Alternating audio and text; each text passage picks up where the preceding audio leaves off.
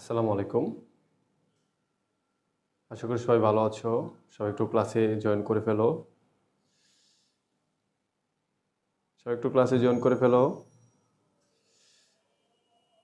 আজকে হচ্ছে তোমার প্রিন্সিপালস অফ অ্যাকাউন্টিং এর বেসিক প্লাস জার্নালের ক্লাস নাম্বার 3। তো এর আগে আমরা আরো 2টা ক্লাস করেছিলাম। তো আজকে হচ্ছে আমাদের 3 নাম্বার ক্লাস। সবাই একটু জয়েন করে ফেলো, দেখো সবকিছু ঠিক আছে কিনা।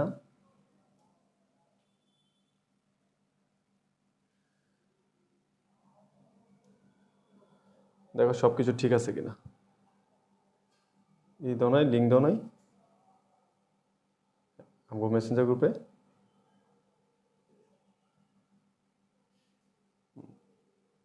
সবাই জয়েন করে ফেলো।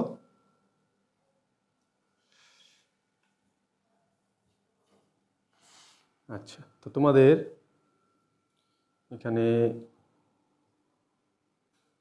সবাই জয়েন করে ফেলো। ম্যানেজমেন্টে দিও না, ম্যানেজমেন্টে তো নাই ক্লাস, ম্যানেজমেন্ট মার্কেটিং এর নাই। আচ্ছা আচ্ছা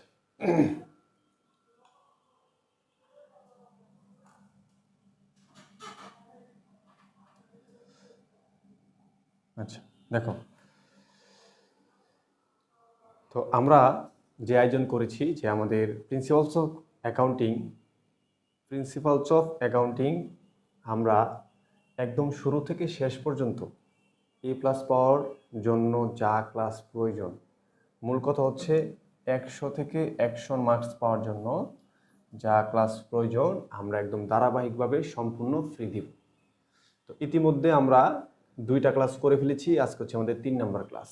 তো যারা আজকে নতুন জয়েন করেছো, যারা এখনো জানো না আমাদের বিষয়গুলো, এবং তোমাদের মধ্যে যাদের ফ্রেন্ড এখনো জানে না যে আমাদের এই প্রিন্সিপালস অফ অ্যাকাউন্টিং সম্পূর্ণ বইটা যে ফ্রি পড়ানো হবে, এই বিষয়টা জানানোর জন্য তোমরা ক্লাসটা একটু শেয়ার করে দাও, এবং এই ক্লাসটা মধ্যে তোমাদের ফ্রেন্ডসদেরকে একটু মেনশন করে দাও। যারা তোমাদের পরিচিত এখনও ফার্স্ট ইয়ারে ভর্তি হয়েছে ফিনান্স ডিপার্টমেন্ট অথবা অ্যাকাউন্টিং ডিপার্টমেন্ট, তাদেরকে এই ক্লাসে লাইভ ক্লাসে যে ভিডিওটা চলতেছে ওখানে তাদেরকে একটু মেনশন করে দাও। আর সব থেকে বড় যে বিষয়টা সেটা হচ্ছে তোমরা তোমাদের কলেজের মেসেঞ্জার গ্রুপে এই ক্লাস লিঙ্কটা দিয়ে দাও এবং তাদেরকে বলো ক্লাসে জয়েন হওয়ার জন্য। ঠিক আছে? তো ক্লাসটা তো সবার জন্য ফ্রি। আর তোমরা তো ওদেরকে কলেজের মেসেঞ্জার গ্রুপে তো ক্লাস দেওয়ার তো বলবা না যে টাকা লাগবে বা কোনো কিছু লাগবে, সবার জন্য ফ্রি। লিঙ্ক দিয়ে দিবা, সবাই ক্লাস করবে। আচ্ছা, তো আশা করি তোমাদের গত ক্লাসে অনেক কিছু হোমওয়ার্ক দিয়েছিলাম। যদি হোমওয়ার্কের সমস্যা থাকে বলতে পারো, যদি হোমওয়ার্কে কোনো প্রবলেম থাকে আমাকে জানাইবা। ঠিক আছে? হোমওয়ার্কে যদি কোনো সমস্যা থাকে সেটা আমাদেরকে জানাইবা। আচ্ছা, তো আমরা বেশি কথা বলবো না, আমরা তোমাদের থেকে একটু জানতে চাই যে তোমরা ক্লাসটা যারা শেয়ার করেছো তোমাদের কলেজের মেসেঞ্জার গ্রুপে, হ্যাঁ, একটু শেয়ার ডান লিখে দাও, তো তোমাদের কাছে আমাদের এতটুকুই চাওয়া, এই যে এত বড় একটা সাবজেক্ট তোমাদেরকে সম্পূর্ণ ফ্রিতে পড়াবো এবং খুব পরিশ্রম করে পড়াচ্ছি, তোমরা কিন্তু বিগত 2টা ক্লাসে দেখতেছো। তা তা তোমাদের কাছে এতটুকুই চাওয়া যে তোমরা ভালো একটা রেজাল্ট আমাদেরকে উপহার দিবা, এবং ডিপার্টমেন্টে যেন তোমাদের থেকে ভালো রেজাল্ট কেউ না করতে পারো ওইভাবে পড়াশোনা করবা। ঠিক আছে? আর ক্লাসটা একটু শেয়ার করে দিবা। ঠিক আছে? তোমরা যেখানেই পারো, যদি বিভিন্ন গ্রুপে পারো, মেসেঞ্জার গ্রুপে পারো, বন্ধু বান্ধবের কাছে পারো, অথবা নিজের আইডিতে যদি পারো ক্লাসটা শেয়ার করে দিবা। কারণ তোমার আইডিতেও যদি ক্লাসটা শেয়ার করে দাও, তোমার ফ্রেন্ড সার্কেলে ক্লাসটা দেখতে পারবে। তারপরে তোমার আইডি থেকে ধরো আমাদের লাইভ ক্লাসটা শেষ হয়ে গেলো, শেয়ারটা করে দিলা, ডিলিট করে দিলা, কোনো সমস্যা নাই। আচ্ছা, ওকে। তো যারা যারা জয়েন করেছো, কতজন দেখতে পাচ্ছি না। ওকে ওকে, তাহলে আমরা পড়া শুরু করে দিব, আমাদের সময় হয়ে গেছে প্রায়। তোমরা একটু রেডি লিখে দাও, সবাই একটু রেডি লিখে দাও, আমি পড়ানো শুরু করে দিব।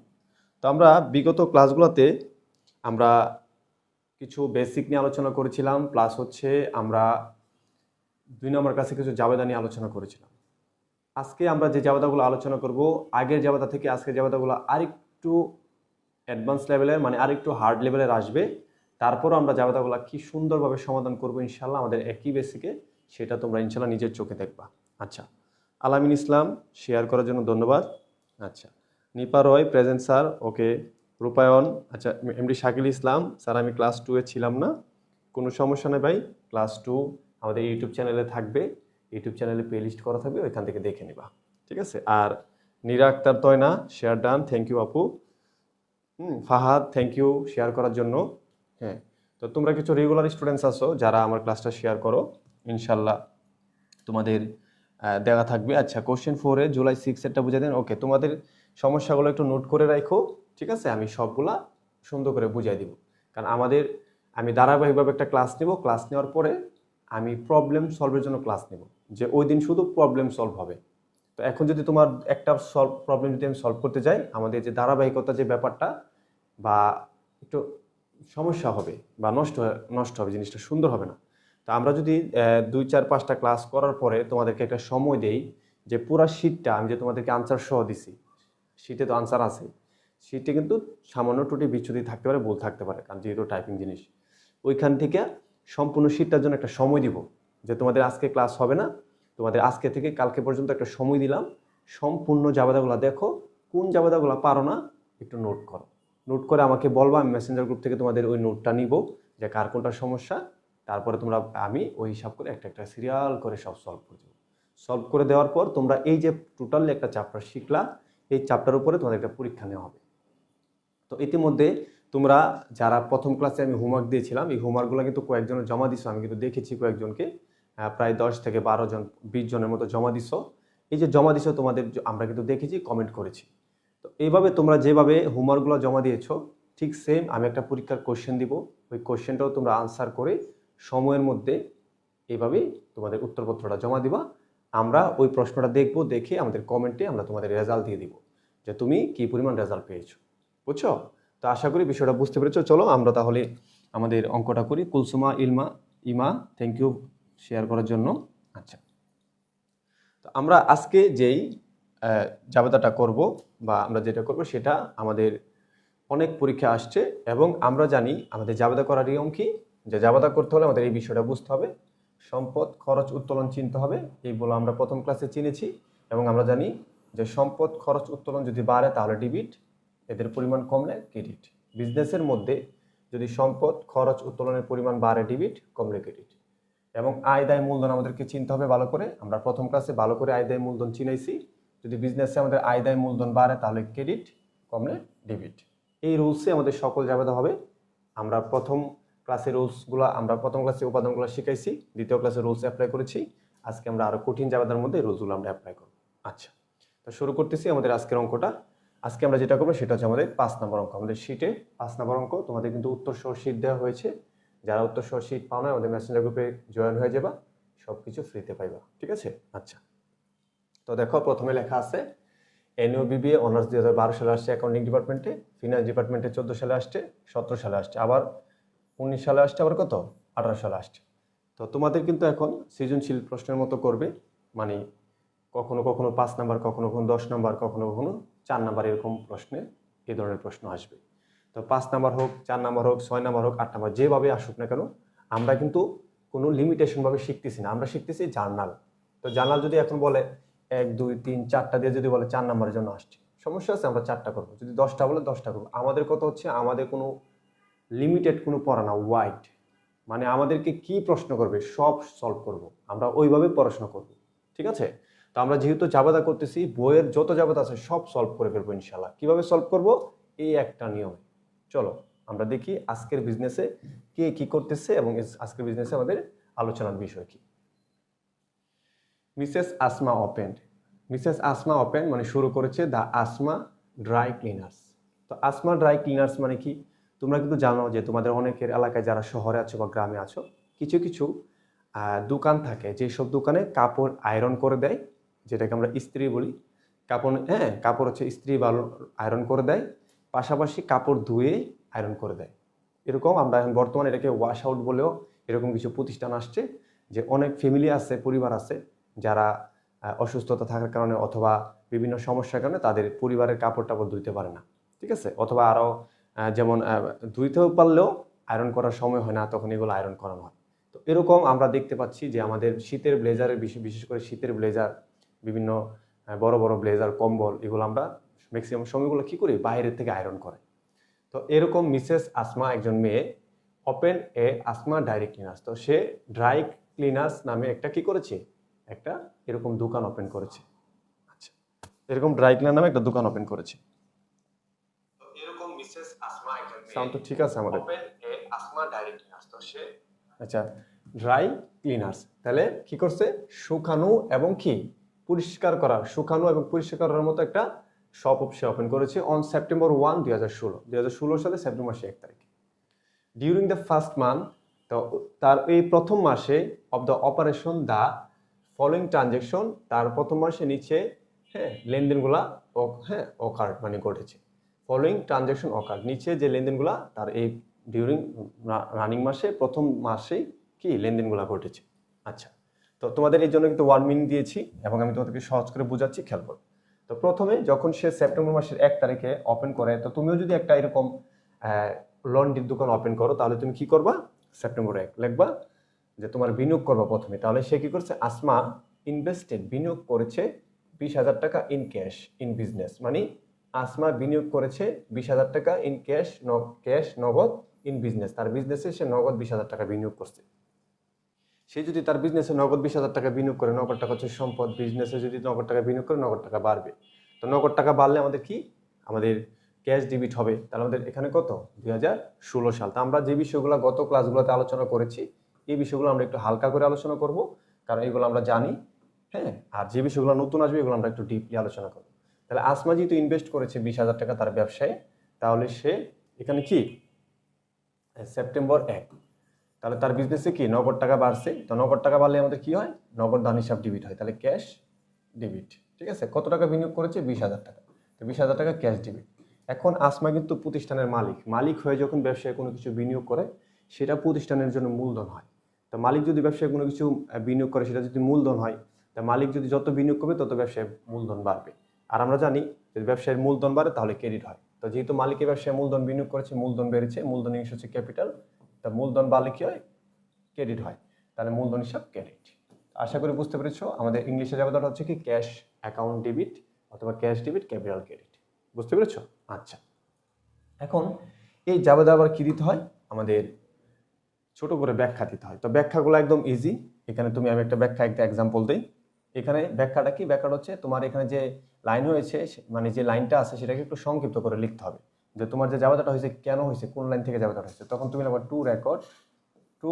রেকর্ড করা হলো to record Asma invested in business, Asma অথবা investment in cash in business, মানে সে কি করেছে, সে ক্যাশ টাকা ব্যবসায় বিনিয়োগ করেছে।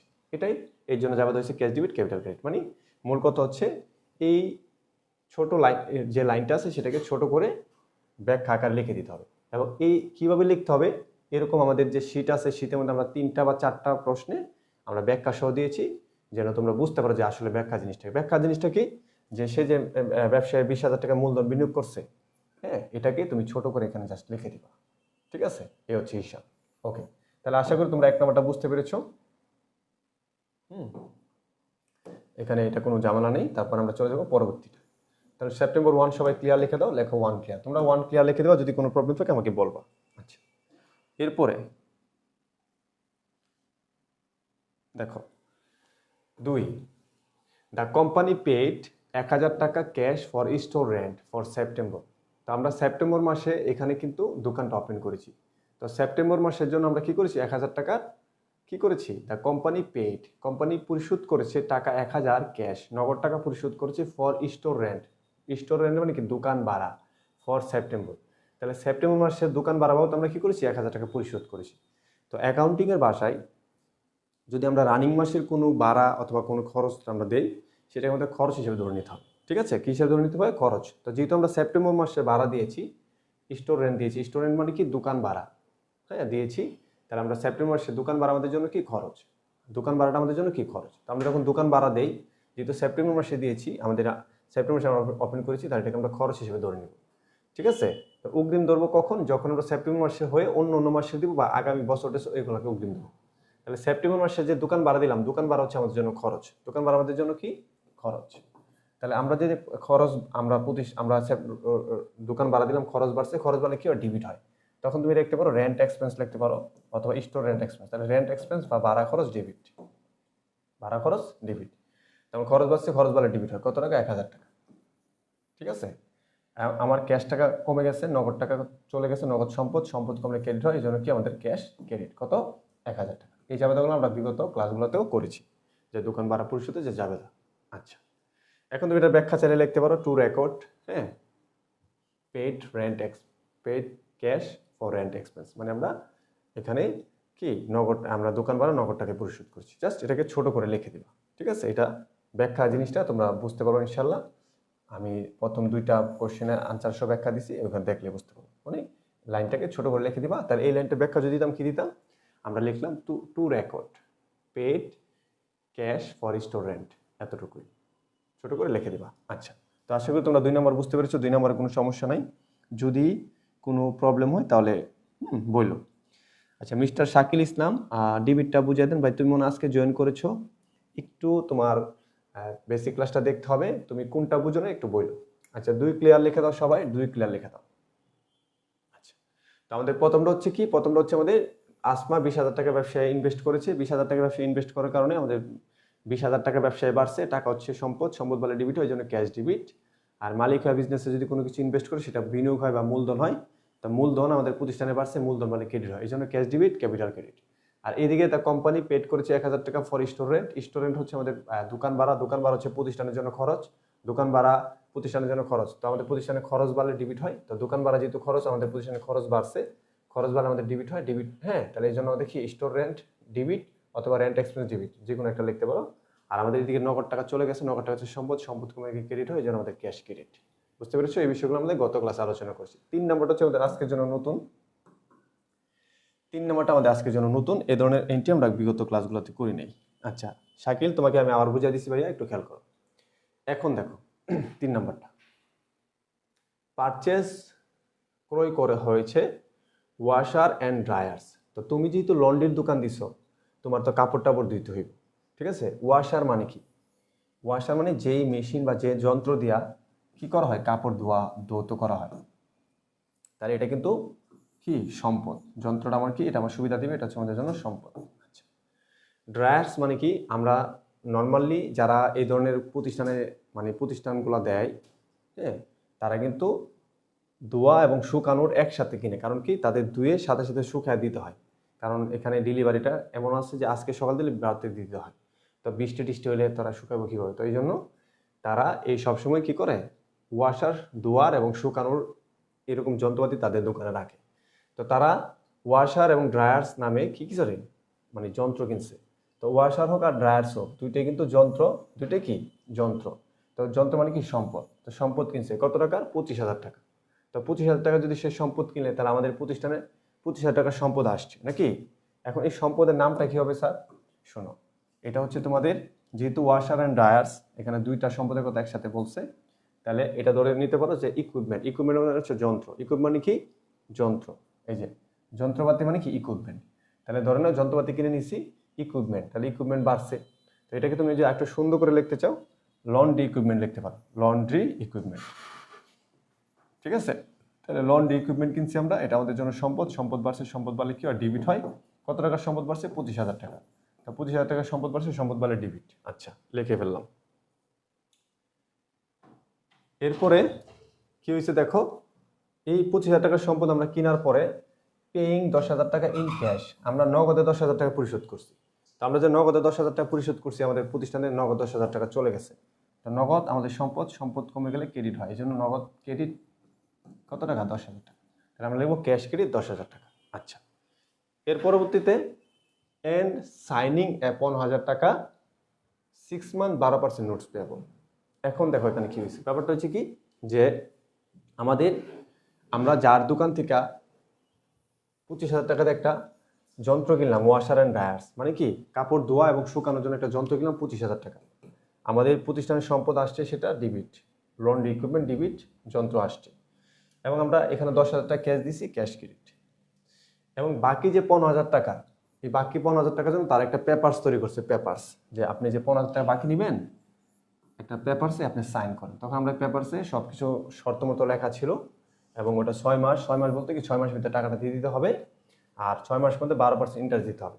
তো ইন্টারেস্ট দিব না দেবো এটা হচ্ছে পরের বিষয়, কিন্তু আমাদের হচ্ছে জাবাদ হচ্ছে এটা নোট। তখন আমরা কি করলাম, সাইন টাইন করলাম। এখন এই যে সাইন করলাম এটাকে আমরা বলি নোটস। কি বলি? নোট বলি। তো যেই নোটের মাধ্যমে, এই নোটের মাধ্যমে কি আমাদের টাকা পাবে নাকি পাবে না? এই নোটের মাধ্যমে এই কোম্পানি আমাদের কাছে টাকা পাবে। তো মনে রাখতে হবে, যেই নোটের মাধ্যমে কোম্পানি আমাদের কাছে টাকা পাবে এটাকে বলা হয় নোটস পেয়াবল। কি বলা হয়? Notes payable. মানে এটা হচ্ছে লিখিত দায়, যে এটা স্বীকৃতভাবে আমি এটা সাইন করে আসছি। এখন আমি যদি টাকা না দেয়, সে চাইলে এটা দিয়ে মামলা করতে পারবে বা টাকা আদায় করার জন্য অনেক কিছু করতে পারবে। এখন তুমি বলো তো, এই যে আমি সাইন করে আসলাম, আমি যে 10,000 টাকা নগদ দিলাম, 15,000 টাকার জন্য সাইন করে আসলাম, এইটা কি আমার জন্য দায় বাড়ছে নাকি কমছে? প্রত্যেকে কমেন্ট করা, যারা লাইভ আছে সবাই বলো তো, আমার দায় কি বাড়ছে নাকি কমছে? বলো, প্রত্যেকের কমেন্ট দেখতে চাই আমি, যে আমাদের দায় বাড়ছে নাকি কমছে। আচ্ছা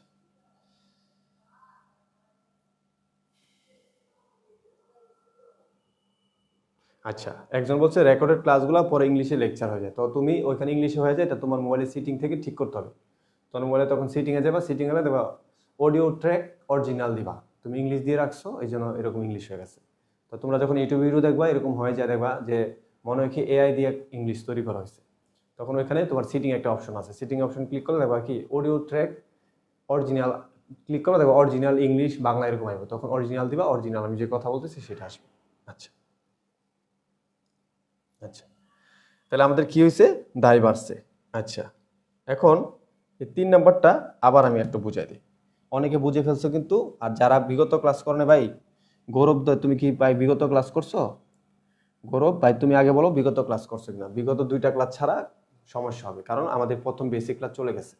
তারপর আমি আবার বলতেছি, লাস্ট আমরা ওয়াশার অ্যান্ড ডায়ার্স কিনেছি 50,000 টাকা। তো ওয়াশার অ্যান্ড ডায়ার্স হচ্ছে সম্পদ, কারণ আমরা এটা বর্তমানে সুবিধা ভোগ করবো, ভবিষ্যতে সুবিধা করবো। আমাদের জানে আমাদের প্রতিষ্ঠানের সম্পদ বলে ডিবিট হয়, এই জন্য ওয়াশার অ্যান্ড ডায়ার্স আমরা চাইলে লিখতে পারবো। কিন্তু আসলে আমাদের ইলেকট্রিসিটি যত জিনিস আছে সেগুলোকে আমরা বলি ইকুইপমেন্ট। তাহলে আমরা সরাসরি ইকুইপমেন্ট লিখলেও চলবে, অথবা যেহেতু আমরা এটা লন্ড্রির দোকান, আমরা বললাম লন্ড্রি ইকুইপমেন্ট, মানে লন্ড্রির সরঞ্জাম।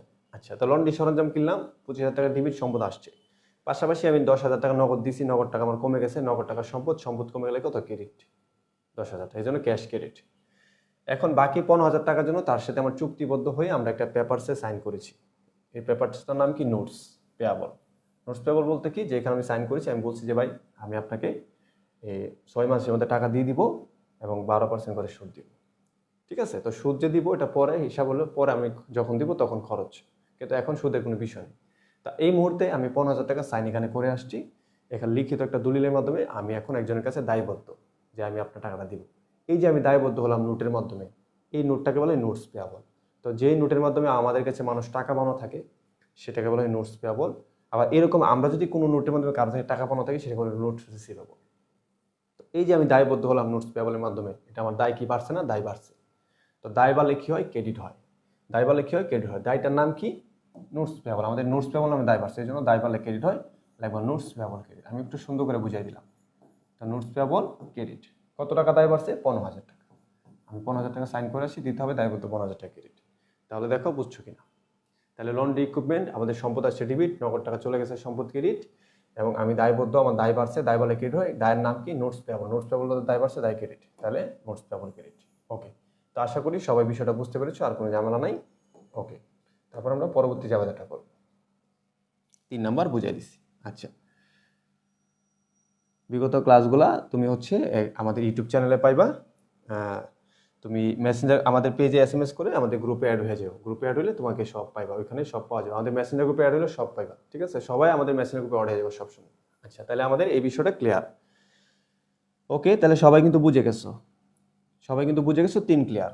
আচ্ছা, এরপর দেখো কি লাগছে, 4 পেড 2400 টাকা for 1 year accident insurance policy.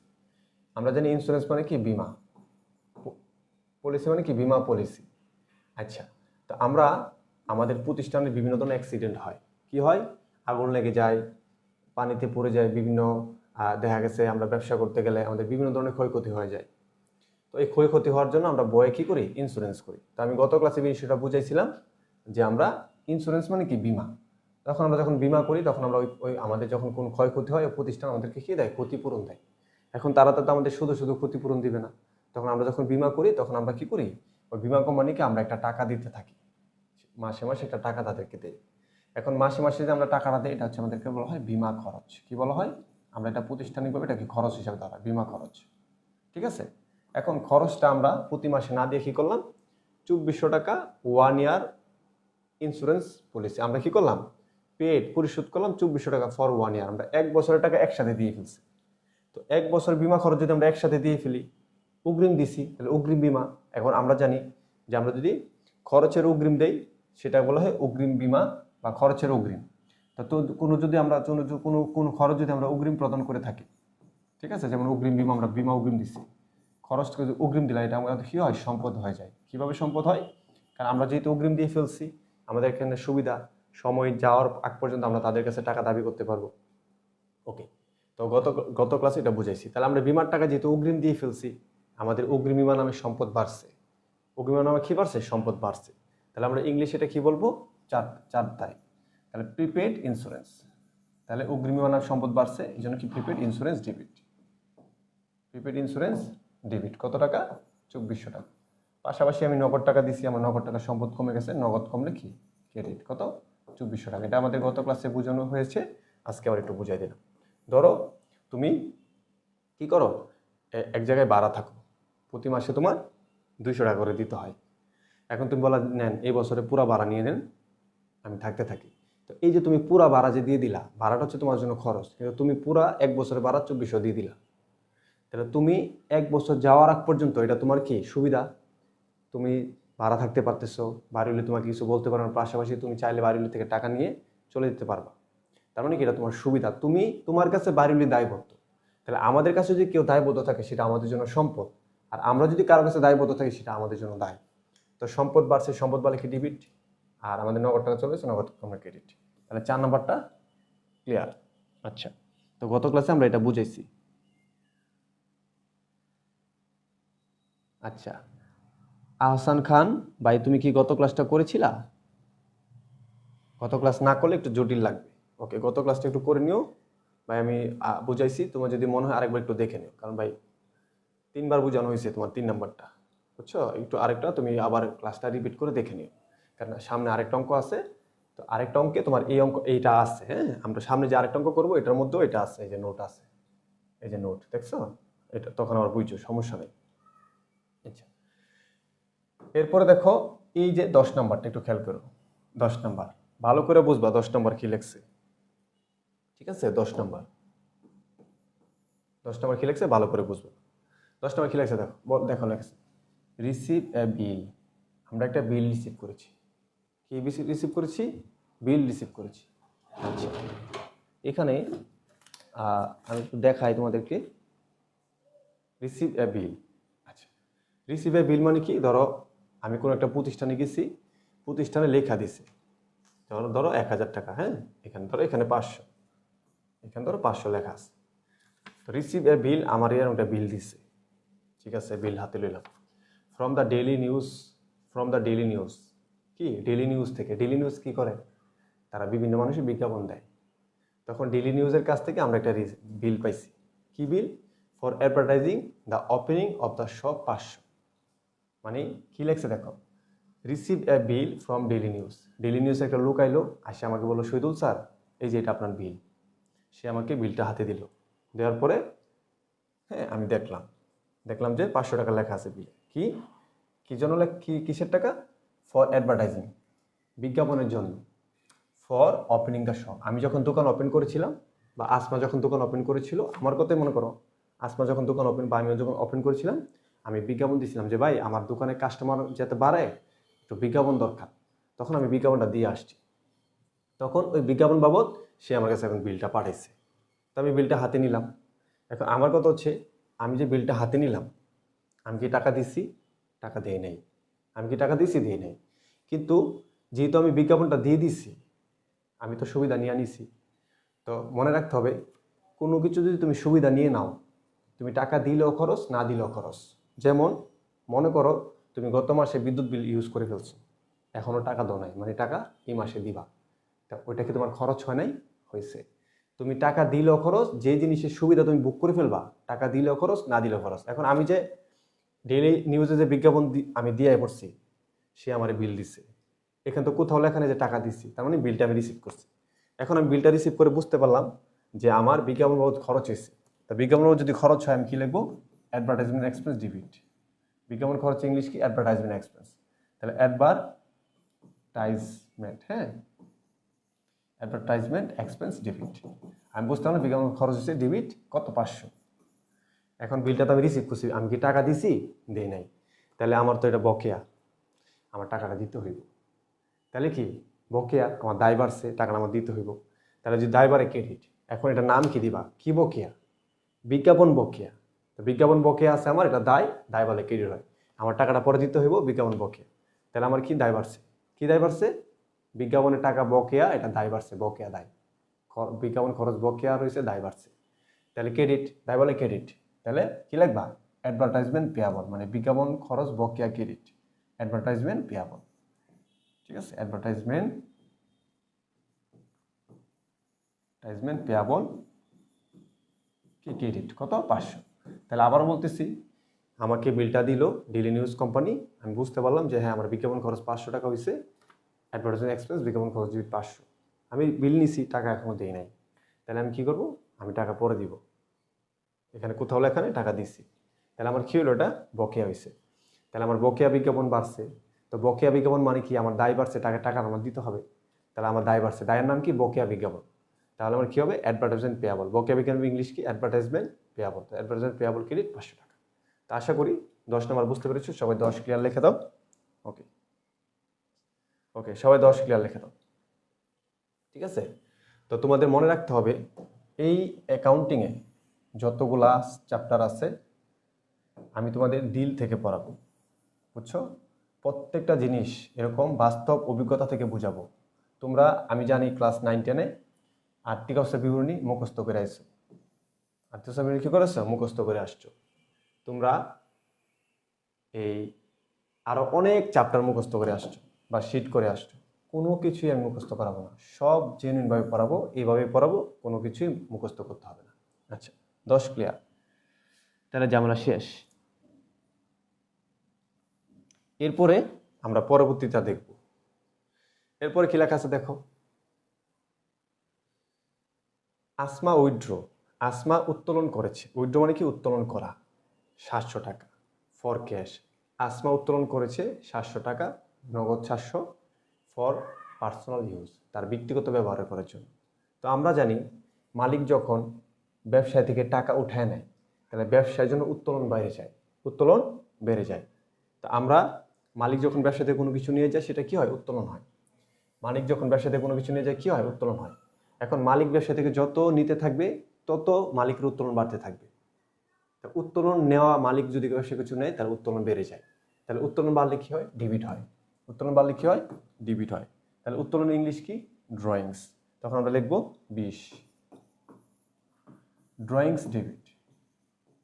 ঠিক আছে, আমি কিন্তু লেখা আরো অনেক সুন্দর করে লিখতে পারবো, কিন্তু তোমাদের বুঝাইতে হয় দেখে দেখো একটু ভিজি ভিজি করে লিখি।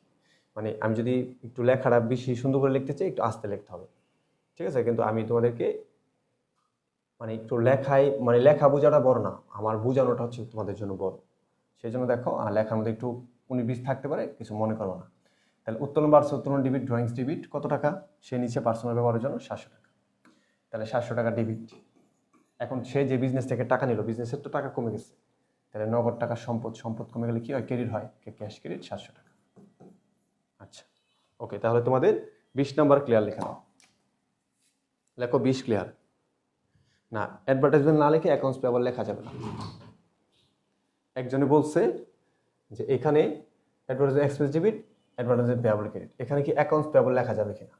শোনো, আমি যদি এখানে অ্যাকাউন্টস পেয়াবল লিখি তাহলে কোন কোন টাকাটা পাওনা সেটা আমি কিন্তু ক্লিয়ার বলতে পারবো না। অ্যাকাউন্টস পেয়াবল মানে কিন্তু পাওনাদার। পাওনাদার মানে কি? যারা আমার কাছে টাকা পায়। তা আমি যাবে দেখে বুঝতে পারবো যে সে কিসের টাকা পায় না। এই জন্য মনে রাখতে হবে, শুধুমাত্র যদি পণ্য কেনো, ধরো তুমি কোনো পণ্য বা কোনো সম্পদ কিনছো, ঠিক আছে, শুধুমাত্র ক্রয়ের ক্ষেত্রে বাকিতে যদি কিছু কিনো সেক্ষেত্রে পাওনাদার লাগবে। আর বাকি অন্য যত কিছুর বকেয়া থাকবে, যদি বেতন বকেয়া থাকে বকেয়া বেতন, অ্যাডভার্টাইজমেন্ট বকেয়া থাকলে অ্যাডভার্টাইজমেন্ট এক্সপেন্স, অ্যাডভার্টাইজমেন্ট পেয়াবল মানে বকেয়া বিজ্ঞাপন, মানে যা বকেয়া ভাড়া যদি বকেয়া থাকে বকেয়া ভাড়া, বুঝছো? এইভাবে ইন্ডিকেট করে দিতে হয়। শুধু পণ্য কিনলে বা কোনো সম্পদ কিনলে আমাদের কি হবে, অ্যাকাউন্টস পেয়াবল লিখতে হবে। আশা করি বিষয়টা বুঝতে পেরেছো। ঠিক আছে, আশা করি বিষয়টা বুঝতে পেরেছো। ওকে, আচ্ছা, এখন 10 নম্বরের ব্যাখ্যাটা কি হবো, লিখবা টু রেকর্ড। হ্যাঁ, টু রেকর্ড লিখবা, লেখার পরে লিখবা Asma withdraw cash for personal use, ছোট করে লিখে দিবা। টু রেকর্ড, খালি টু রেকর্ডটা আগে লিখবা, লিখবা Asma withdraw cash for personal use, অথবা এতটুকু লিখবা টু রেকর্ড, হ্যাঁ, owners withdraw cash for personal use. মানে মূল কথা হচ্ছে লাইনটাকে ছোট করে লিখবা। আচ্ছা, তো 20 নম্বর আমাদের গেল। আচ্ছা, এরপর আমরা যাব পরবর্তী ট্রানজ্যাকশনে, 30 নম্বর। ঠিক আছে, 30। আচ্ছা, তো 30 নম্বর দেখো কি লাগছে। 30 নম্বর, এখন তারা 1 মাস ব্যবসা করলো, 1 মাস সে অনেক কিছু করলো। তারা কিসের দোকান দিছে, ওয়াশার অ্যান্ড ড্রায়ার্স, মানে মানুষের কাপড় ধুয়ে টুয়ে শুকায়, আয়রন টায়রন করে শুকায় দিয়ে দেয়, পরিষ্কার করে। ওকে, তাহলে এটা কোন প্রতিষ্ঠান, এটা কিন্তু সেবা প্রতিষ্ঠান। এটা কি প্রতিষ্ঠান, সেবা প্রতিষ্ঠান। তো যে প্রতিষ্ঠান সেবা দিয়ে আয় করে এটাকে বলা হয় সেবা প্রতিষ্ঠান। ঠিক আছে, সেবা, এটা তারা সেবা দেয় মানুষকে, বুঝছো। আচ্ছা, এখন 1 মাস বিজনেস করার পর তারা একটা হিসাবে বসলো, চলো দেখি আমাদের কি অবস্থা। দেখলো যে দ্য কোম্পানি, এই বিজনেসটা ডিটারমাইন্ড অর্থ কি, খুঁজে পাওয়া অথবা গণনা করে পাওয়া অথবা গণনা করা। তো দ্য কোম্পানি ডিটারমাইন্ড, গণনা করে পেল, that cash receive from laundry service, laundry service থেকে, মানে তারা তো লন্ড্রি সার্ভিস দেয়, লন্ড্রি সার্ভিস থেকে তারা ক্যাশ রিসিভ মানে ক্যাশ টাকা পেয়েছে ফর দ্য মান্থ ওয়ার 5,000 টাকা। এন্ড অন অ্যাকাউন্ট, এবং বাকিতে দেখা যাচ্ছে, বাকিতে কত, 7,000 টাকা। মানে বিষয়টা এরকম হলো, তোমাদের গ্রামের এলাকায় কিন্তু এরকমই হয়। তুমিও যদি 1 মাস ব্যবসা করো, দেখা গেছে 5-7 হাজার টাকার বাকি নগদে সেবা দিবা, আর 5-7 হাজার টাকার বাকিতে যাবে। এখন কত হলো, বাকিতে দাও আর নগদে দাও, দুইটাই কিন্তু তোমার জন্য আয়। একটা আয়ের টাকা তুমি পায়ে গেছো, আর একটা কাপড় ধুইয়া দিয়েছো, সে পরে টাকা দিব। এখন কত হলো, তুমি যে টাকাটা নগদ পাইছো, তোমার প্রতিষ্ঠানে নগদ নামক সম্পদ বাড়ছে। তো প্রতিষ্ঠানে যদি নগদ নামক সম্পদ বাড়ে, তাহলে ক্যাশ ডেবিট কত, 5,000 টাকা। আবার আমি বলতেছি, দ্য কোম্পানি ডিটারমাইন্ড, কোম্পানি খুঁজে পেলো বা গণনা করে পেলো, দ্যাট ক্যাশ রিসিভ, তারা নগদ টাকা পেয়েছে ফ্রম লন্ড্রি সার্ভিস, লন্ড্রি সেবা দিয়ে, লন্ড্রি সেবা প্রদানের মাধ্যমে, ফর দ্য মান্থ, এই মাসে ওয়ার 5,000 টাকা। তো তারা যে সেবা দিয়ে 5,000 টাকা পাইছে, বিজনেসে তো 5,000 টাকা আইছে, তো বিজনেসে 5,000 টাকা, নগদ টাকা 5,000 বাড়ছে, 5,000 ক্যাশ ডেবিট। ওকে, এবং দেখা গেল অন অ্যাকাউন্ট, এবং বাকিতে আরো 7,000 আছে। তো বাকিতে আরো 7,000 কেন আছে, ওই যে এলাকার চাচা মুরব্বীরা থাকে, বাড়িওয়ালারা থাকে, তুমি যে এলাকায় লন্ড্রি দোকান দিবা, দেখো ওই এলাকায় অনেক বাড়িওয়ালারা আছে, অনেক প্রভাব থাকে, এই আয়রন করে রাইখা দিস, পরে পরে টাকা দিয়ে দিব, মনে আমার ছেলে আইলে ইয়া দিয়ে দিস, পরে টাকা নিস। এই যে এভাবে 7,000 টাকা বাকি গেছে। তো 7,000 টাকা বাকি গেছে দিকে কি হয়েছে, টাকা তো আমি পরে পাবো, তাহলে আমি তাদের কাছে 7,000 টাকা পাবো। ধরো না, আমি এই শহরে আমি লন্ড্রির দোকান দিছি, এখন আমি কাজ করে দিচ্ছি, বাড়িওয়ালারা বা বিভিন্ন মানুষের 7,000 টাকা কাজ করে নিছে, পরে দিব। তো আমি তাদের কাছে টাকা পাই, তাদের কাছে টাকা পাওয়া মানে কি, এটা আমার জন্য সম্পদ। তাদের কাছে টাকা পাওয়া মানে কি, আমার জন্য সম্পদ। তো আমার সম্পদ বাড়ছে, সম্পদ বলে কি হয়, ডিবিট হয়। এখন এই সম্পদের নাম কি, তো আমি যাদের কাছে টাকা পাই তাদেরকে বলা হয় দেনাদার। কি বলা হয়, দেনাদার। এটাকে ইংলিশে বলা হয় অ্যাকাউন্টস রিসিভেবল, যার সংক্ষিপ্তভাবে বলা হয় AR, দেনাদার। তাহলে দেনাদার নামক সম্পদ বাড়ছে, কারণ আমি তাদের টাকা পাই, তাহলে আমার সম্পদ বাড়ছে কত, 7,000 টাকা। তখন আমি লিখবো অ্যাকাউন্টস রিসিভেবল অথবা AR, সংক্ষিপ্ত লিখতে পারবো। আমি কিন্তু আগের ক্লাসগুলোতে সংক্ষিপ্ত লিখি নাই, মনে রাখতে হবে অ্যাকাউন্টস পেয়াবলকে তুমি চাইলে ছোট করে লিখতে পারবা, অ্যাকাউন্টস রিসিভেবলকে ছোট করে লিখতে পারবো, এটা লেখা যায়, বোর্ডের নিয়ম আছে, লিখতে পারবো। তাহলে আমার দেনাদার বাড়লো কত, 7,000 টাকা। আচ্ছা, তার মানে দেখো, আমি সেবা দিলাম 12,000 টাকা, নগদ দিলাম 5,000, বাকি দিলাম 7,000, পরে দিব। তাহলে আমি এই যে কাজ করলাম, তাদেরকে কত টাকার সেবা দিলাম, 12,000 টাকা টোটাল সেবা দিচ্ছে। তা 12,000 টাকা আয় হয়েছে না, 12,000 টাকা কিন্তু আয় হয়েছে। একটা আমি নগদে পেয়ে গেছি, আর একটা আমি পরে পাবো। তাহলে 12,000 টাকা আমি কি করে আয় করছি, সেবা দিয়ে আয় করছি। তাহলে আমার কি হবে, আয় হয়েছে, আয় বাড়লে ক্রেডিট হয়, এই জন্য লিখবো service revenue credit, service revenue credit, revenue credit কত, 12,000 টাকা। এটার ব্যাখ্যা কি হবে, লিখবো two record service provided cash on account, মানে সেবা প্রদান করা হচ্ছে নগদ এবং বাকিতে, সহজ করে লিখে দেব। ওকে, যদি সব বুঝে থাকো এই অঙ্ক, তাহলে সবাই অল ডান লিখে দাও। যদি কারো মুখে কোনো কোশ্চেন থাকে আমাকে বলতে পারো, আমি সুন্দর করে আবার বুঝিয়ে দেব। সবাই অল ডান লিখে দাও। ওকে, সবাই অল ডান লিখে দাও, আমি পরবর্তী অঙ্কটা করব। তো পরবর্তী অঙ্ক করলে আমাদের প্রথম অঙ্ক করতে সময় বেশি লাগে, পরবর্তী অঙ্ক করতে সময় কম লাগবে। কেন? কারণ আমাদের সিমিলার কিছু ম্যাথ থাকবে, এগুলো আমরা খুব তাড়াতাড়ি করে ফেলতে পারবো। আচ্ছা, প্রত্যেকে কমেন্ট অল ডান লিখে দাও। আচ্ছা, আজকে তোমাদের থেকে একটা কথা বলি।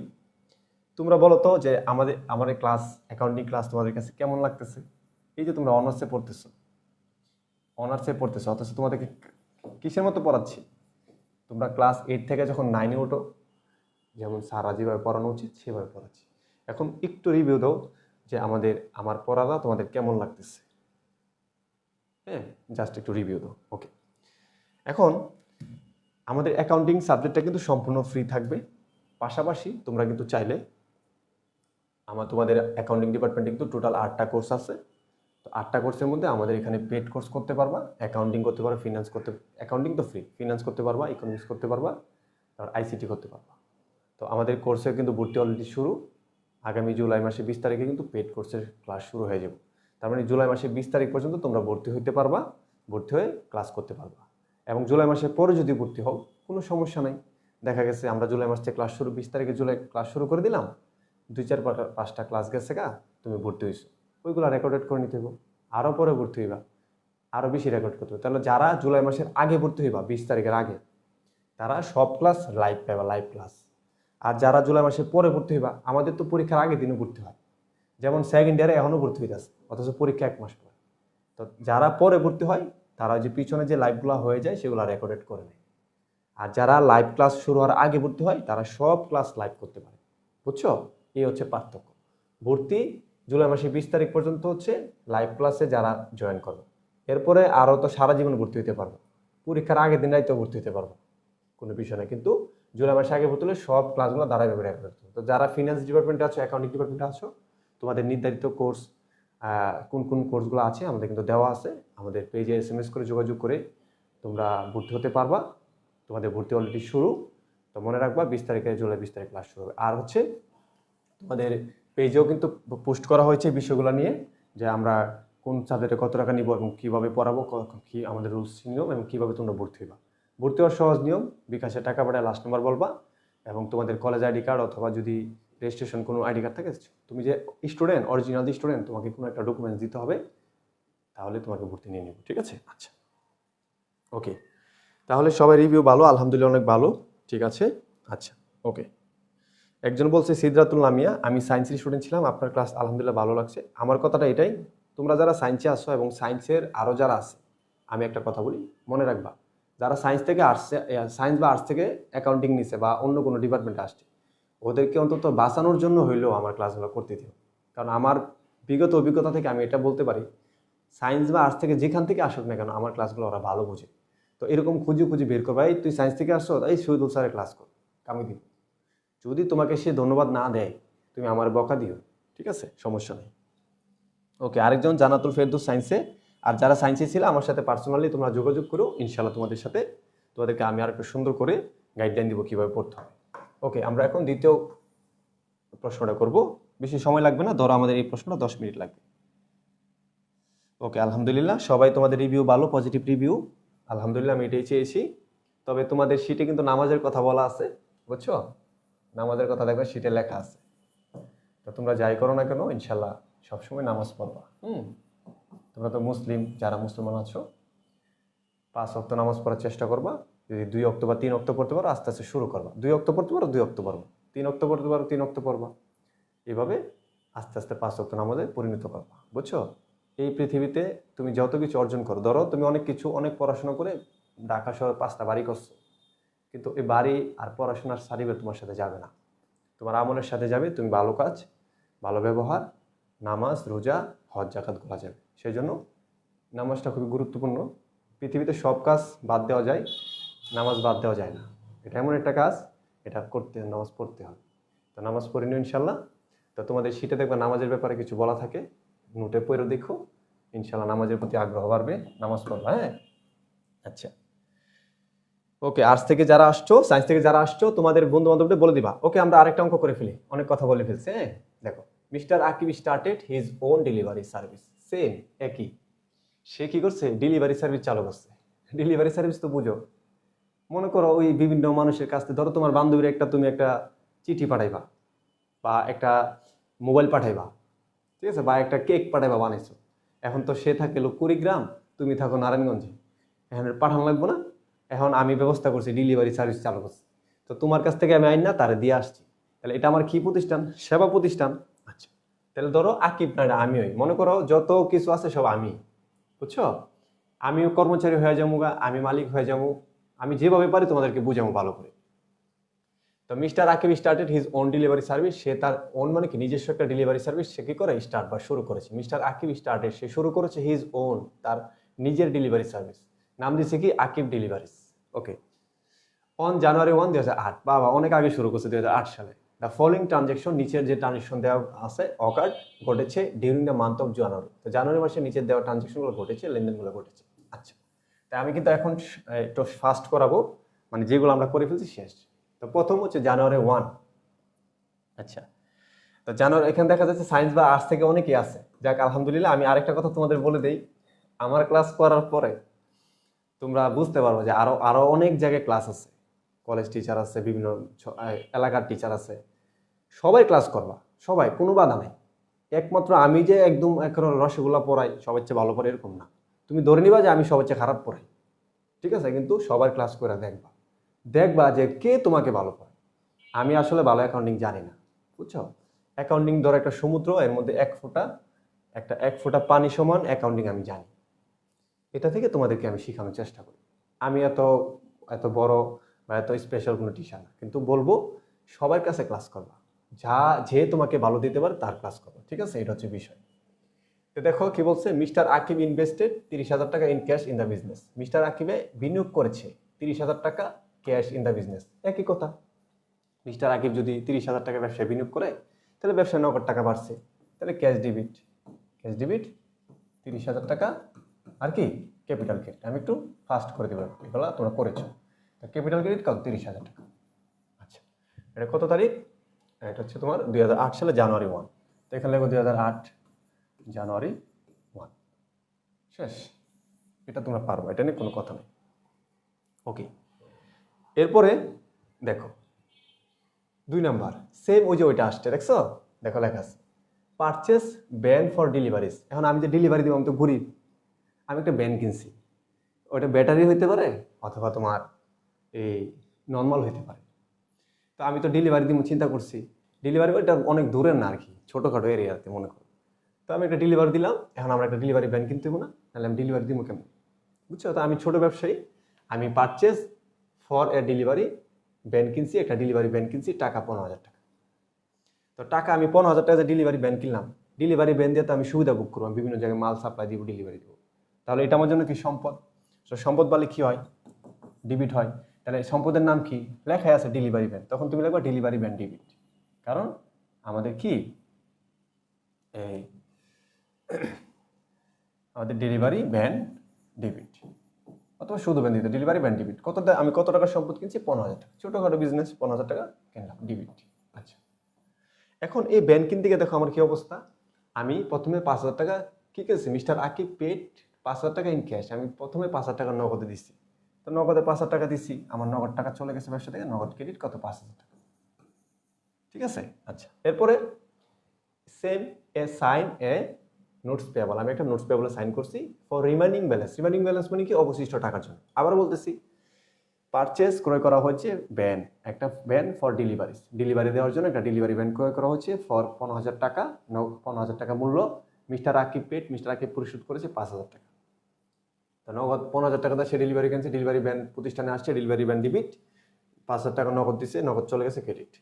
আর বাকি যে টাকা এন্ড সাইন, আমরা সই করে আসছি যে ভাইয়া আমি টাকাটা দিয়ে দিব, একটা সাইন করে আসছি পেপারসে। নোটস পেয়েবল, এটা কি? Notes payable for remaining balance, অবশিষ্ট টাকার জন্য। তাহলে আমরা যদি 10,000 টাকা, 15,000 টাকা ডেলিভারি ব্যাংকে নগদে 5,000 দিয়ে দিতে, বাকি থাকে কত? 10,000। তো 10,000 জন্য যদি আমরা একটা নোটে সাইন করে দিয়ে আসি, আমি তার কাছে দায়বদ্ধ, তাকে টাকাটা পরিশোধ করতে হবে। এখন আমি এটা তার সাথে কিসের দায়বদ্ধ? নোটস পেয়েবলের মাধ্যমে দায়বদ্ধ।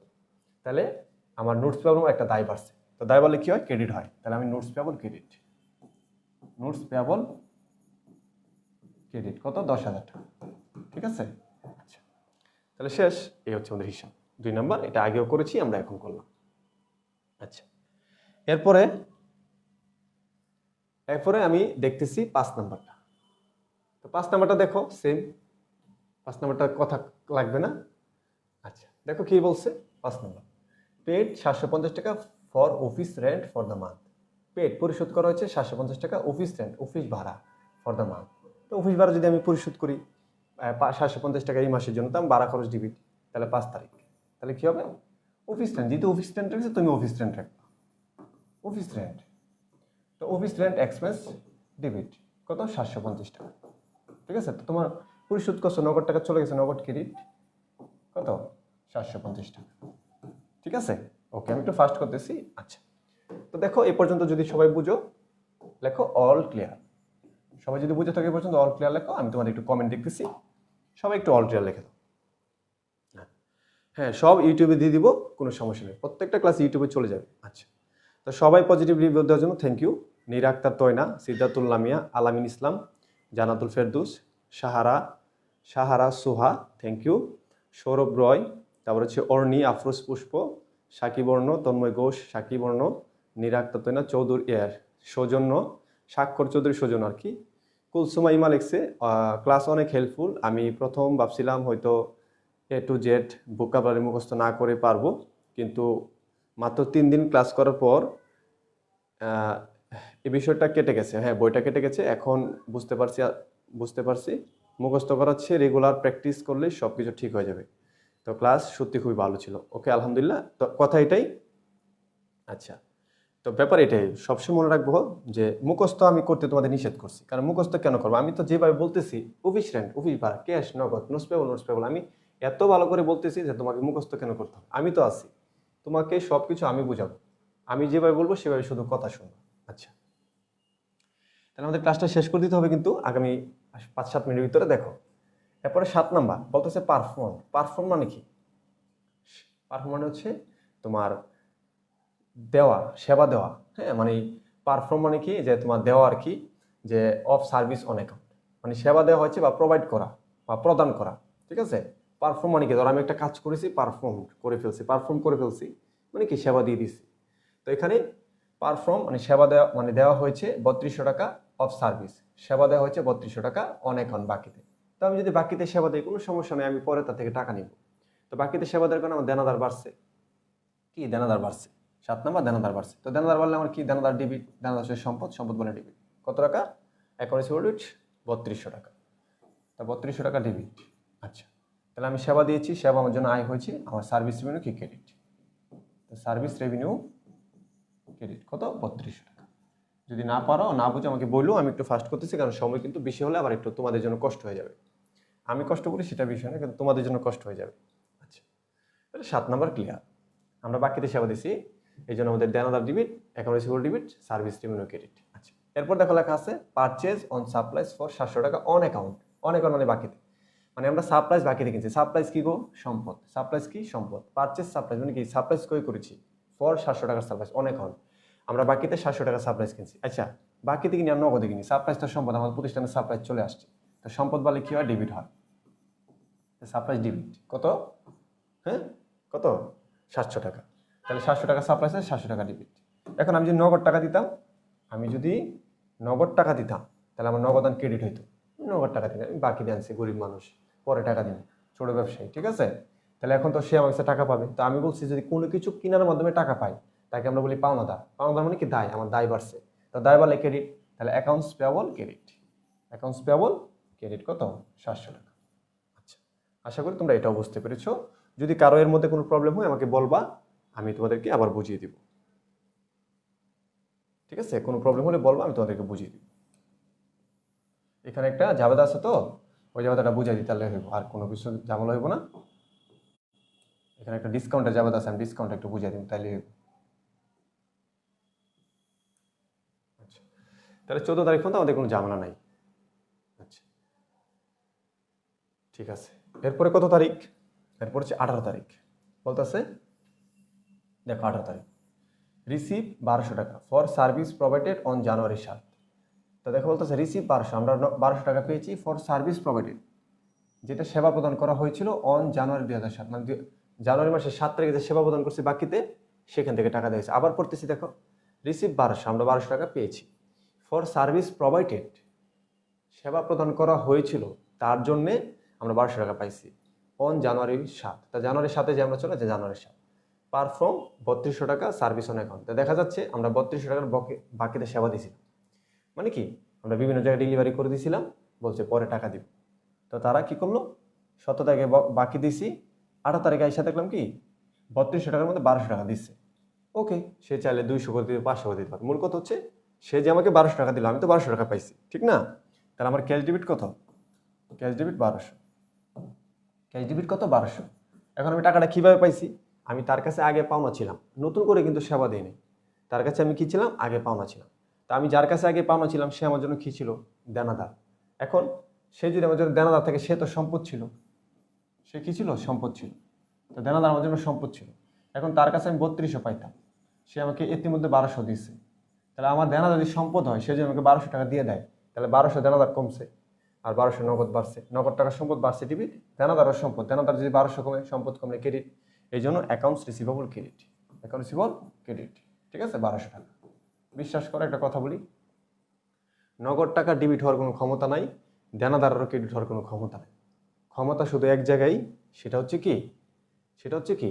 সম্পদ বাড়লে ডেবিট হবে, কমলে ক্রেডিট হবে। নগদ সম্পদ, তাই সম্পদ বাড়ছে ডেবিট, দেনাদার সম্পদ, সম্পদ কমছে ক্রেডিট। এইটা হচ্ছে রুলস। আর তুমি যদি বলো নগদ টাকা বাড়ছে ডেবিট, কমছে ক্রেডিট, ওইটাও রুলস না। রুলস একটাই, সেটা হচ্ছে কি? সম্পদ। নগদেরও ক্ষমতা নেই ডেবিট হওয়ার, ক্রেডিট হওয়ার, দেনাদারের ক্ষমতা নাই। নগদ কে? সম্পদ। সম্পদ কমছে না বাড়ছে? কমছে, এই জন্য ক্রেডিট। ক্লিয়ার? আচ্ছা, আশা করি বিষয়টা বুঝতে পেরেছো। আচ্ছা, এরপরে আমরা যাব 21 তারিখে। আচ্ছা, তোমরা ভালো করে খেয়াল করো, হ্যাঁ? সময় লাগবে না ইনশাল্লাহ, আমরা কিছুক্ষণের মধ্যে শেষ করি। প্রথম কিছু ক্লাসগুলো একটু দেরি হয়, এরপরে আস্তে আস্তে সব ক্লাস দেওয়া ছোট হয়ে যাবে। এটা তো তোমাদের তো প্রথম প্রথম ক্লাস, তো অনেক বেশি পড়াইতেছি, তো এই জন্য দেরি হয়। কারণ এখানে তোমাকে ইংলিশ মিনিং বুঝাইতে হয়, তারপরে দেনাদার বুঝাইতে হয়, পাওনাদার বুঝাইতে হয়। 2 দিন পরে তো তুমি এগুলো কিছু বুঝাইতেও না। আরে স্যার আমি ভুল করলে বলো, আরে স্যার ভুল হয়েছে আপনার, এটা তো পাওনাদার, দেনাদার না। আমি ভুল করবো, তোমরা ঠিক করে দিবা, এই হচ্ছে বিষয়। কেন? কারণ 2 দিন পরে তোমরা আমার থেকে এক্সপার্ট হয়ে যাবা। আমি কি অ্যাকাউন্টিং পারি? আমি সমুদ্রে পারি 1 ফোঁটা, তুমি আধা সমুদ্র অ্যাকাউন্ট শিখে নেবে। তখন কি হইব? একটা অঙ্ক করামু, ফার্স্ট করালামু, আমি বুঝামু যদ্দূর, এর থেকে তুমি বেশি বুঝবা। বিষয়টা এরকম হয়, ওই জায়গায় চলে যাবো, তাহলে ঝামেলা শেষ। আচ্ছা, এরপর দেখো 21 নম্বর। এই জন্য প্রথম ক্লাসগুলো বড় হয়, তুমি যে কোনো আমাদের আরো প্লে লিস্ট আছে দেখো, বড় হয়। মেড এ ক্যাশ পেমেন্ট, আমরা ক্যাশ পেমেন্ট করেছি of 6500 on notes payable, on the notes paper. দেখো আমরা যে নোটস পেয়াবল এটা বাকি আনছিলাম কত? আচ্ছা, আগেরটা ধরো বাদ দিলাম, দেখলাম বাদ দিলাম, দরকার নেই। ধরো এটাই মেড এ ক্যাশ পেমেন্ট, আমরা ক্যাশ পেমেন্ট করেছি অফ দ্য 6500 নোটস পেয়াবল। এখন আমার কাছে তো নোটের মাধ্যমে কেউ টাকা পায়, ঠিক না? টাকা পায়। নোটস পেয়াবলে যদি আমার কাছে কেউ টাকা পায়, সেটা আমার জন্য কি দায়? সেটা আমার জন্য কি দায়? এখন আমি যদি সেই টাকা পরিশোধ করি, যদি আমি 6500 টাকা দিয়ে দিই, তাহলে আমার দায় কি 6500 কমছে না? অবশ্যই 6500 কমছে। দায় কমলে কি হয়? ডেবিট হয়। কে বলছে? আমি বলছি? হ্যাঁ, আমিও বলি না, তুমিও বলো নাই, লোকা বিসিওলো বলছে যে দায় কমলে কি হয়? দায় কমলে ডেবিট হয়, বাড়লে ক্রেডিট হয়। তাহলে আমি যে নোটের টাকাটা দিয়ে দিলাম, হ্যাঁ, আমি 6500 দিছি, যাই দিছি তাই দায় কমছে। দায় কমলে কি হয়? ডেবিট হয়। তাহলে নোটস পেয়েবল ডেবিট কি? কত তারিখ? 21 তারিখ। তাহলে নোটস পেয়েবল আমার দায়, আমি টাকা দিছি, দায় কমে গেছে, তাহলে নোটস পেয়েবল ডেবিট। দায় কমলে কি হয়? ডেবিট হয়। নোটস পেয়েবলের কোনো ক্ষমতা নাই ডেবিট হওয়ার, সে দায় কমছে থেকে ডেবিট হয়েছে। এই জন্য আগে চিনতে হবে দায়, খরচ, আয়, ব্যয় কোনটা, কোনটা কি, দেনদার কি। যদি বলো টাকায় থাকা, কোনো লাভ হবে না। পড়ালেখা করতে পারবা, কিন্তু অ্যাকাউন্টিং ভালো জানতো না। তোমরা খেয়াল করে দেখো, যদি তোমাদের জীবনে কোনো ভুল ত্রুটি থাকে, আমার এই ক্লাসগুলোতে তোমাদের ভুল ত্রুটি সংশোধন হচ্ছে, এটা তোমরা স্বীকার করো বা না করো, ঠিক আছে? তাহলে নোটস পেয়েবল কি? দায়। টাকা দিছি, দায় কমে গেছে, দায় কমলে কি হয়? ডেবিট হয়। কত টাকা দিছি? 6500, যা দিব তাই দায় কমছে। এখন শুধুই কি দায় কমছে, নগদ টাকা কমছে না? নগদ টাকা কমে গেছে। তাহলে নগদ টাকা ক্যাশ ক্রেডিট কত? 6500 টাকা। ওকে, আশা করি এটাও তোমরা বুঝতে পেরেছো। তো এই পর্যন্ত আবার একটু আমি তোমাদের রিভিউ নিব। 21 নাম্বারটা একটু ক্লিয়ার লিখে দাও, কারণ আমি তখন করাইছি, তোমাদের ক্লিয়ার লিখতে বলি নাই। তোমরা 21 নাম্বার ক্লিয়ার লিখে দাও, যদি 21 নাম্বার পর্যন্ত বুঝো তাহলে মনে করবো তো কোনো সমস্যা নেই। আমি আবার প্রত্যেকের কমেন্ট দেখবো, তোমরা একটু 21 নাম্বার ক্লিয়ার লিখে দাও। আর আমি যেভাবে বুঝাইতেছি আশা করি সমস্যা হবে না, এই জন্য একটু ধীরে ধীরে করে তোমাদেরকে রিভিউ নিতেছি, কারণ বারবার লিখলে বারবার কমেন্ট করবা, তোমাদের জন্য একটু কষ্ট। আচ্ছা, সবাই 21 নাম্বার ক্লিয়ার লিখে দাও। আচ্ছা, ওকে। একজনে বলছে সব থেকে হার্ড জার্নাল করো। ভাই যত বড় হার্ড জার্নাল হোক, সব জার্নাল তুমি পারো। জার্নালের নিয়ম একটাই, বুঝছো? এখন তোমার কথা যদি আমি হার্ড জার্নাল করাই, এখানে যারা আছে আর্টসের, সায়েন্সের এবং যারা একটু কম বুঝে তাদের কি অবস্থা হইব? হ্যাঁ, তো আমি শিক্ষক, আমি বুঝি যে কিভাবে পড়াইতে হইব, কিভাবে পড়ালে এই সাবজেক্টে A+ পাইবা। ঠিক আছে, ওইভাবেই পড়াই যাবো ইনশাল্লাহ। তোমরাও দেখে যাও, সমস্যা নেই।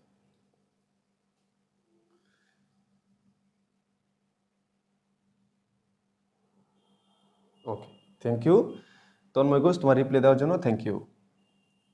আচ্ছা, অলরেডি গলা ব্যথা করতেছে, আমি একটু পানি খেয়ে। হ্যাঁ, এত হার্ডভাবে পড়াইলে কষ্ট হয়ে যায় বেশি।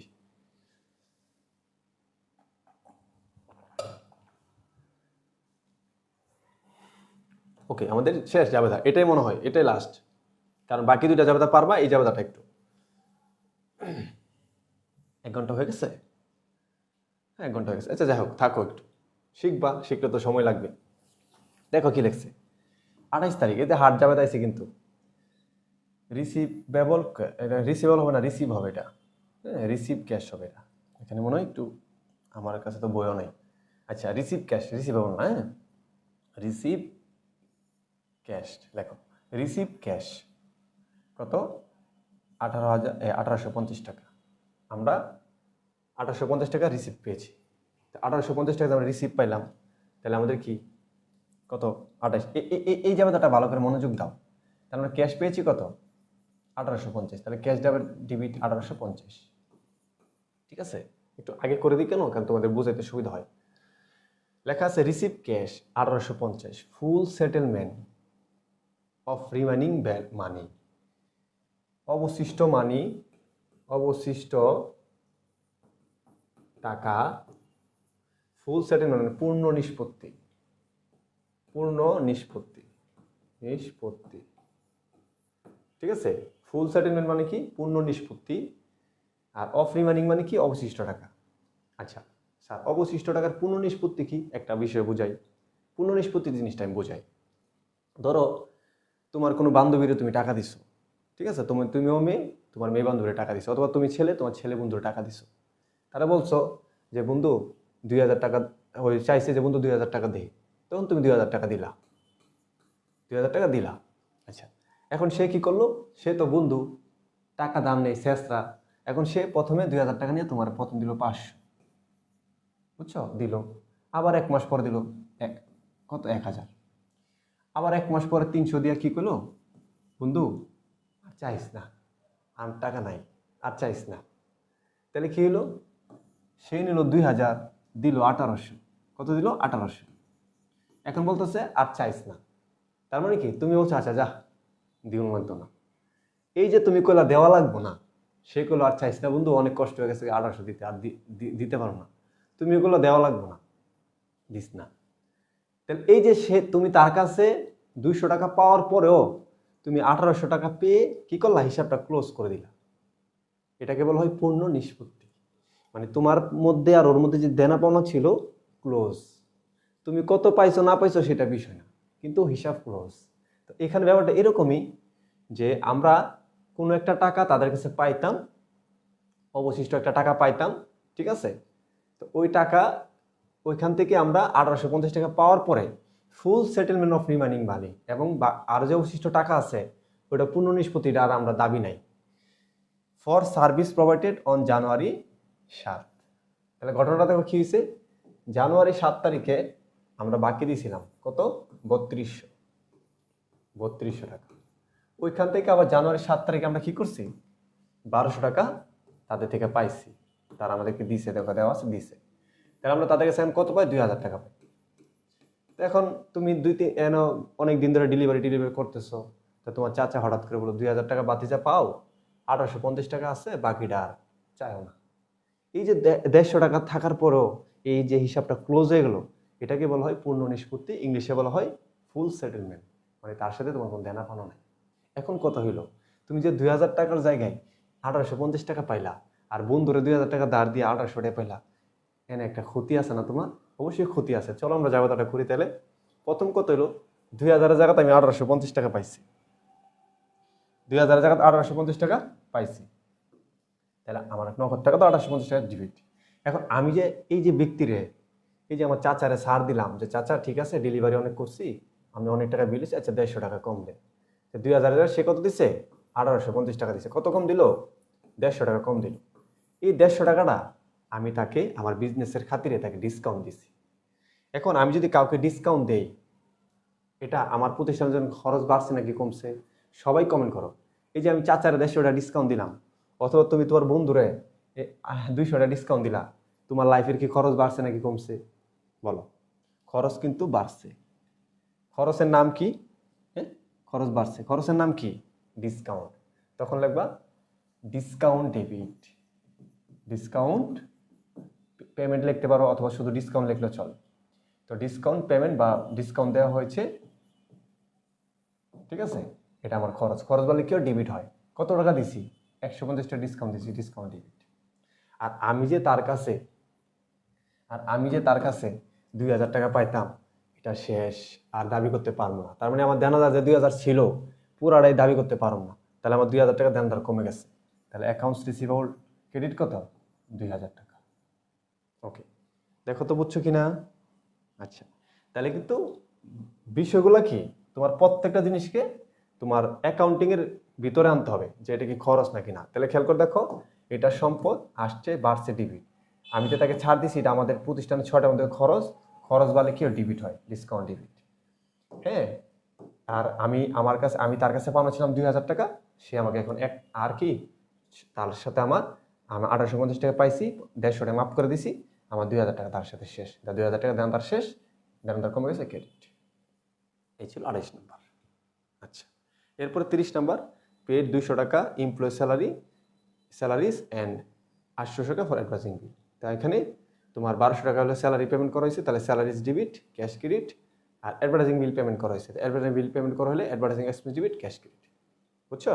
তাহলে কি, স্যালারি দিছো, salary expense debit, cash credit.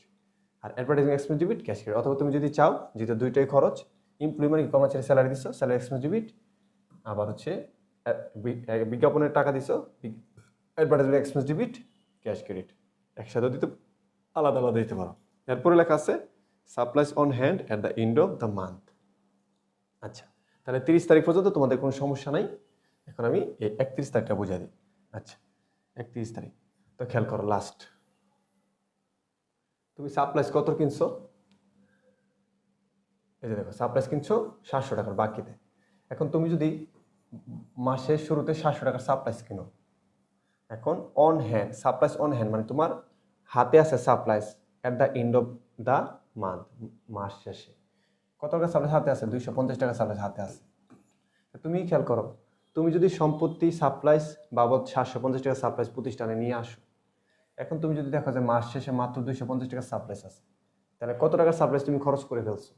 তুমি কিন্তু প্রায় কত, 450 টাকার সাপ্লাইজ খরচ করে ফেলছো। তো তুমি যে 450 টাকার সাপ্লাইজ খরচ করছো, বিনিময়ে তোমার কি হয়েছে? হ্যাঁ, বিনিময়ে তোমার সাপ্লাইজ খরচ বাড়ছে না? তাহলে 31 সাপ্লাইজ কি এক্সপেন্স ডেবিট, কত খরচ করছো? 450। তাহলে সাপ্লাইজ এক্সপেন্স ডেবিট কি খরচ করছো? সাপ্লাইজ খরচ করছো, তাহলে সাপ্লাইজ কমছে, তাহলে সাপ্লাইজ ক্রেডিট। সাপ্লাইজ ক্রেডিট কত? 450 টাকা। ওকে, মাঝখানে এটা করে নেই, বুঝাই দিছি। আচ্ছা, তাহলে অল ডান লিখে দাও, এই হচ্ছে তোমাদের হোমওয়ার্ক। তা আমি তোমাদেরকে আজকে 5, 6 করাইছি, 7, 8, 9 হচ্ছে হোমওয়ার্ক। তো এই পর্যন্ত যদি বুঝে থাকো অল ডান লিখে দাও। তোমাদেরকে অনেক কষ্ট দিচ্ছি, ঠিক আছে? আমি তোমাদের কমেন্ট দেখবো, তোমাদের কাছ থেকে বিদায় নিব, ঠিক আছে? আর অবশ্যই তোমরা আগামী যদি আমাদের উপর তোমাদের বিশ্বাস অর্জন হয়ে থাকে এবং আরও ক্লাস করবা, এবং তোমাদের ফিনান্সও কিন্তু কিছু ফ্রি ক্লাস দিব দেখার জন্য যে আমরা কেমন পড়াই। ইকোনমিক্স কিছু ফ্রি ক্লাস দিব আমরা কেমন পড়াই দেখার জন্য, মানে তোমাদের যেই ইগুলো আছে, যেগুলো পেড কোর্স নিবা, ওইগুলো আমরা কেমন পড়াই দেখার জন্য কিছু ফ্রি ক্লাস থাকবে। আমরা 2-1টা ক্লাস দিব, এবং আমরা পেজে দিচ্ছি এগুলা, আগের ইয়ারের ক্লাস দেখবা, ভর্তি হইবা। আমি বললে কেন ভর্তি হইবা? তোমার টাকা, তোমার সময়, তোমার ডিসিশন। আমার কথায় কখনো আমার চাপায় কোনো সময় তুমি নিজেকে গলে যাইবা না। মনে রাখবা এই পৃথিবীতে চাপাবাজের শেষ নেই। তুমি তোমার ডিসিশনটা সবসময় তুমি নিবা। ওই যে অনেক সময় দোকানে যাও না, যে দেখবা যে 500 টাকা বেচে জিনিসটা, বলবো এটার থেকে ভালো কোনো জিনিস নেই। আবার আরেকটা জিনিস 2000 টাকা বেচে, ওটা অনেক ভালো, হ্যাঁ বলবো এটার থেকে ভালো কোনো জিনিস নেই। দুজনে কিন্তু একই কথা বলে। এখন তুমি কেমনে বুঝবা? তাহলে এটাই যাচাই করে বাছাই করে তারপরে তুমি ডিসিশন নিবা। আমার কাছে পড়তে এমন কোনো কথা নাই, তোমার ডিসিশনটা তুমি যাচাই করে নিতে হবে। আচ্ছা, ওকে। তাহলে ফিনান্সের ক্লাস হচ্ছে আমাদের পেইড। আমরা হয়তোবা 2-4-5টা আমরা ফ্রি ক্লাস দিব যাচাই করার জন্য আমরা কেমন পড়াই। আমরা শিট রেডি করতেছি, ঠিক আছে? আচ্ছা, তাহলে তোমরা সব কিছু যেহেতু বুঝে গেছো অল ডান, তাহলে হ্যাঁ সবার নাম আর পড়লাম না।